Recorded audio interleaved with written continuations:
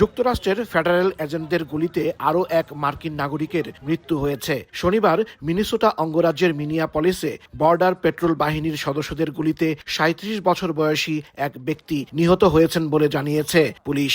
এক বিবৃতিতে homeland security বিভাগ জানায়, নিহত ব্যক্তির হাতে অস্ত্র ছিল। আইন শৃঙ্খলা বাহিনীর সদস্যরা তাকে নিরস্ত্র করতে চাইলে তিনি আক্রমণাত্মক হয়ে ওঠেন। সরকারি এজেন্টরা নিজেদের আত্মরক্ষার্থে তার উপর গুলি চালায়।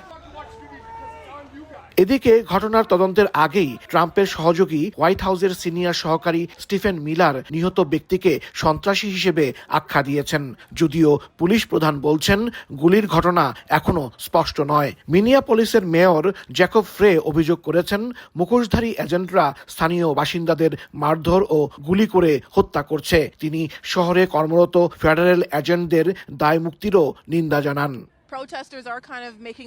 চলমান অভিবাসী ধরপাকড় ও বিক্ষোভের মধ্যে মিনেসোটার governor Tim Walz president Donald ট্রাম্পের কাছে মিনিয়াপলিস থেকে আইস সদস্যদের সরিয়ে নেয়ার আহ্বান জানান। তিনি ফেডারেল এজেন্টদের গুলি চালানোর ঘটনা তদন্তেরও অনুমতি চেয়েছেন।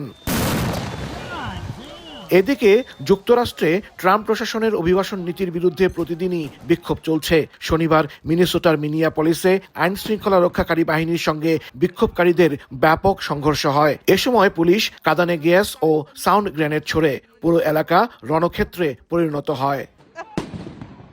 হাসানুজ্জামান সাকি, সময় সংবাদ, যুক্তরাষ্ট্র।